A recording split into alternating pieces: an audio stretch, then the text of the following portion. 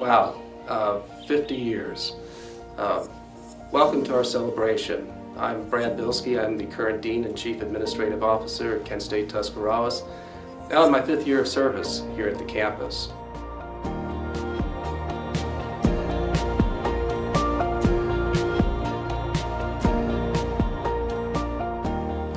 I want to thank each and every one of you for being a part of the tradition that we have here. Your support has led to wonderful accomplishments since we began in 1968 in Founders Hall.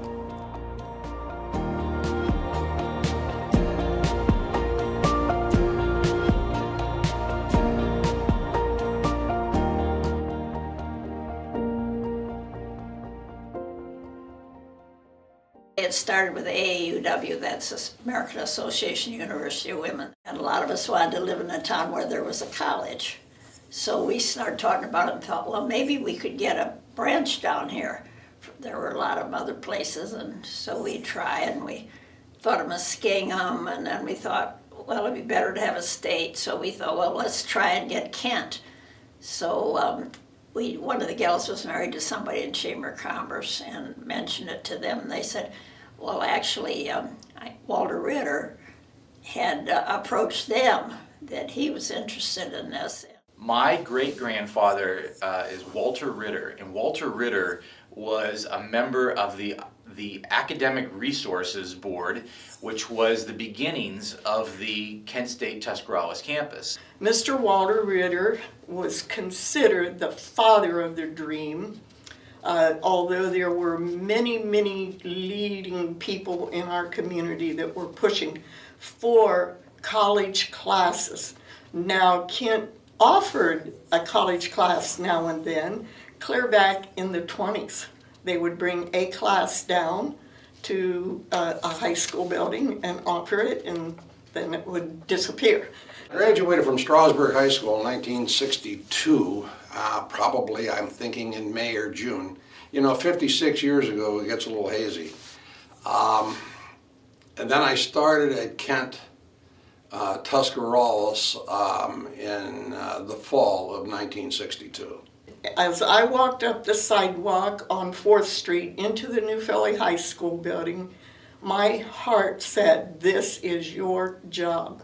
And so I went through the interview process, and of course hired. Started August 1st of 1962.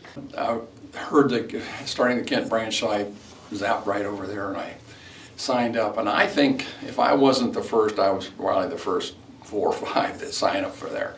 And it was at New Philly High School. It was kind of what I expected. It was, the professors were better than I thought. They had, more classes and more professors that were coming down. So they started talking about, wouldn't it be nice if we had our own campus down here?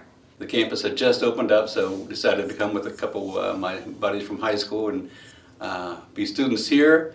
The student union was actually downstairs. I really don't remember how many students, maybe, that'd be a wild guess, I'm just thinking maybe 500, I'm not sure. Actually played on the first golf team they ever had here. Student life was fantastic. Student life was, I'd say it was better than it was at Kent. Probably better than most of the other places I'd been, maybe because it was smaller, more united, but we had beer on draft in the student center.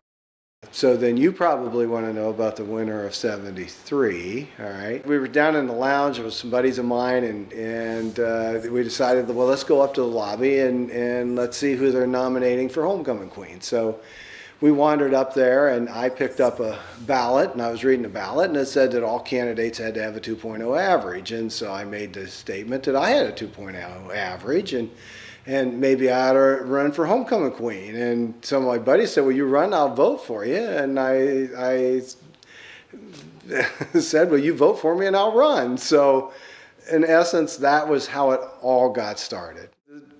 Gym was pretty well packed. The athletic director had caught me and wanted to know if I was going to go through with this, and I told him I would, and he said, well, we're going to have a big crowd that night. And we did have a big crowd that night, and I was crowned the homecoming queen, and I got my roses and my crown and all that. Everybody kind of ate lunch in the basement of this building, and some people even had a beer with lunch.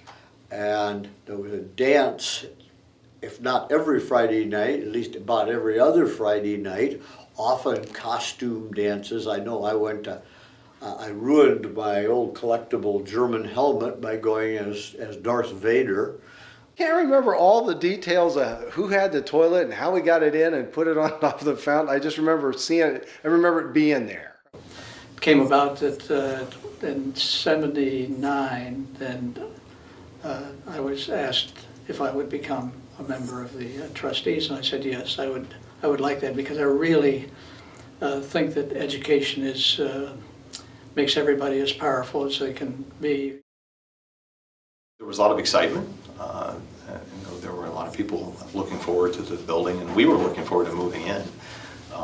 It was, labs were okay. I mean, they were functioning labs. I actually arrived here in June and started teaching. I moved into Dover on a Friday, and I taught here on Monday.